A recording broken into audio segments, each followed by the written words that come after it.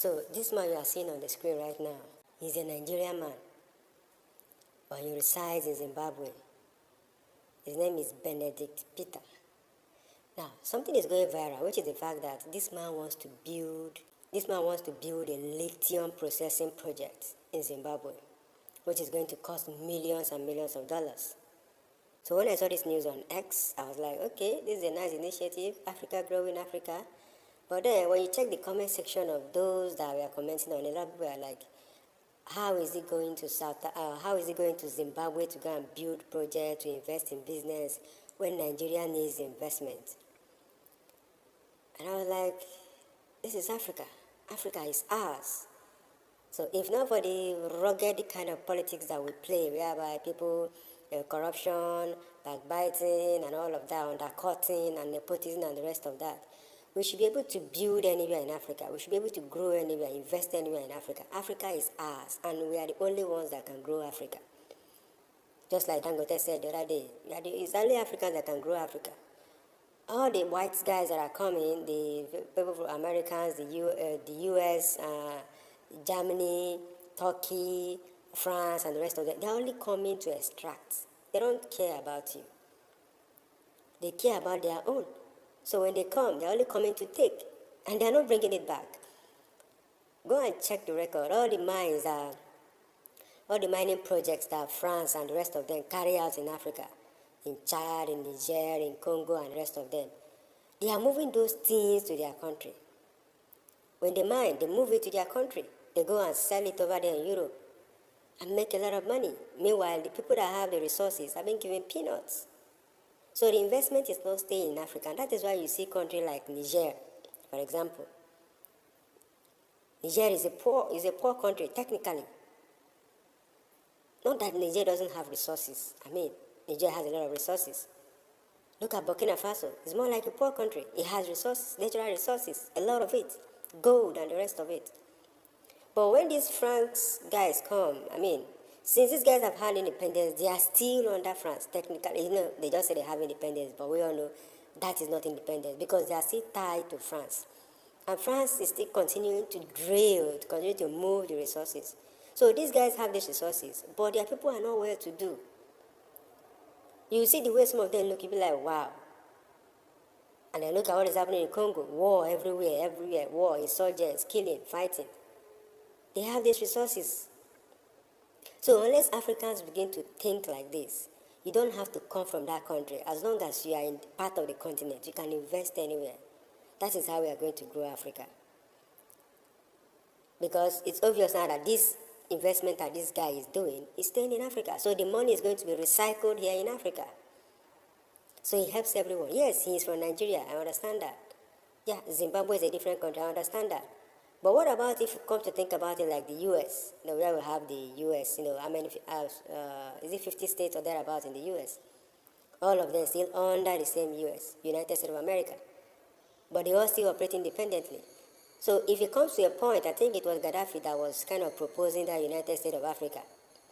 If it comes to a point that we're able to get that, you can be in Zimbabwe, you are still Africa. You can be in Libya, you are still part of Africa. So you can walk around. But unfortunately, the corruption that we have, the political system that we have, the infiltration and the impediment that we have, the interference that we have from Western countries is making everything difficult. That is why you cannot even travel as a Nigerian. You cannot even travel to even Ghana here or Cameroon here freely. You cannot even travel to states that are close to you. You can't just travel anyhow.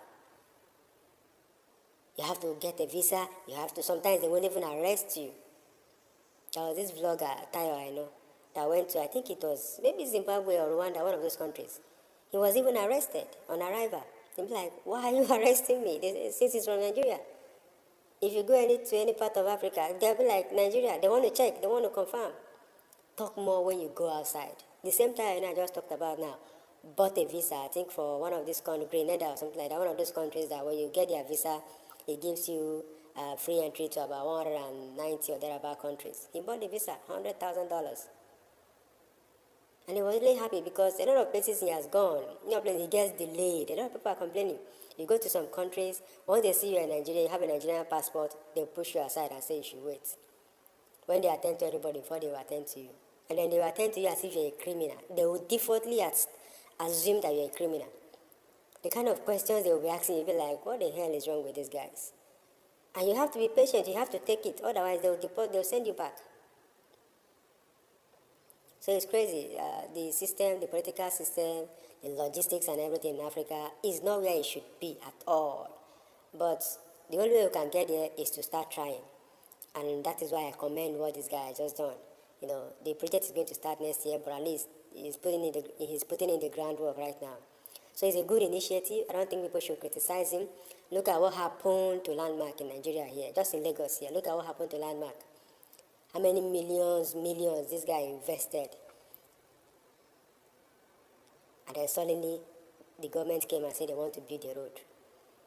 When that particular place is not even part of the plan in the first place, yet the government said that is where they want to pass. Destroys the guy's investment. The guy was, if the guy is not a strong guy, he would have gone into depression, maybe even killed himself. And some people might say, okay, why would he even do that? It's just a business, anything. But you have to check it. That is not just his money. There are a lot of investors at stake. And everything is resting on him. Everybody's going to be like, oh, you didn't do your due diligence. But he has it. He has all the papers. Everything is complete. Even they brought the plan for that design of that road when it was designed or when it was planned. It didn't pass through his property. It passed through a different point. But suddenly the government decided they want to pass through his property. And guess what? After destroying his property, the government made a U-turn again. I'll be like, okay, now let's go and take the real place that we are supposed to take. Can you imagine that? Can you imagine that stupidity? After they've destroyed his property, they now left that same path again and said, let them go back to the original path. Yes, I want to follow the initial plan. Why didn't you follow it? All the while the man was shouting, everybody was shouting, why didn't you follow the initial plan? You had an initial plan, you left it and decided to follow another route. Now, after destroying the man's property, you left the whole property and went back to the initial plan. Tell me if that is not witch hunting. So it's crazy to be an investor in Nigeria, to have a business in Nigeria it's crazy, it's crazy. At this point in time, it's crazy. Unless something changes about the government. But right now, it's a very delicate thing. If you're just investing, just invest because maybe you don't have an option. But if it's investing that, you trust everything, you trust the policy, you don't fucking trust nothing because you don't know nothing. Anything can change. And especially if you happen to be on the opposing part, opposing side of the government, maybe opposing party and everything like that, it's going to be a very big blow for you because they can come for you at any time. So that is it, guys. Go check this man out. Check it. Zimbabwe is a growing country. We like Zimbabwe. We like Rwanda. What is happening in those countries? Those guys are doing phenomena.